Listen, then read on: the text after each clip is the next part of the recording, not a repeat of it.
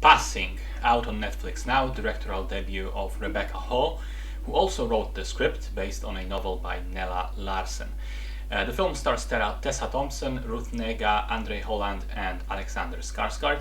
It was shot in black and white in a 4:3 ratio, which makes it look deliberately like a much older film.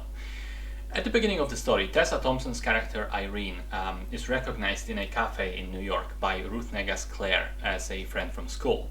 The meeting is shocking for Irene as she finds out that Claire has been passing, which gives the movie its title, passing for a white woman. Essentially, since her skin tone is fairly light and she dyes her hair blonde and her features are not obviously Afro-American, she is able to pretend that she is just a darker skinned Caucasian. What's even more shocking is that her husband, a white dude obviously, doesn't know.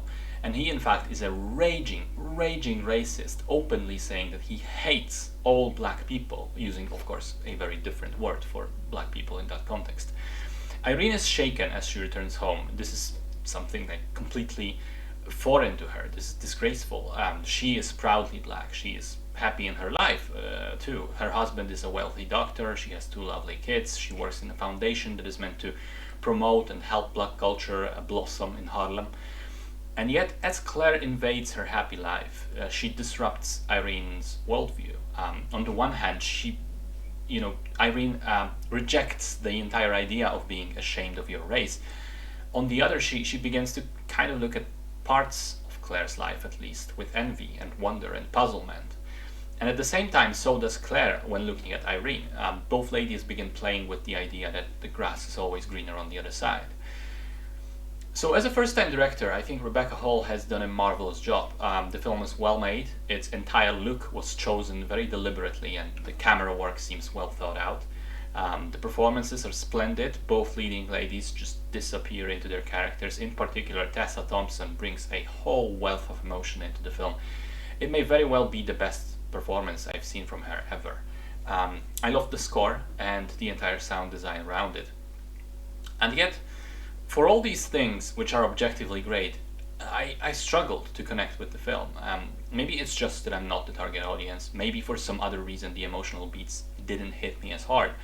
But whatever the case may be, I enjoyed the film far less than I feel I should have, given all the things I just talked about. I was quite interested in the beginning, and I was very engaged in its ending, which I thought was brilliant, but in between I sort of struggled to care as much. I found the whole middle part meandering and difficult to connect with. And I think that the story for the most part lacked momentum. It just didn't carry me along with it. There was one subplot which I found very interesting, which is about Irene's husband insisting on teaching their sons about racism that they are bound to experience living in America, and which they are in fact starting to experience. I thought that was a somber look into the black experience in the USA, and considering the current public debate about critical race theory and whatnot, I think it's quite interesting how current the film seems in that regard, because you have to remember the novel was written 100 years ago. But that's just one subplot, one element of a movie that on the whole did not sweep me off my feet. So I'm very sad to say that I personally didn't like it, even though looking at it with a cold eye, I feel like I should have.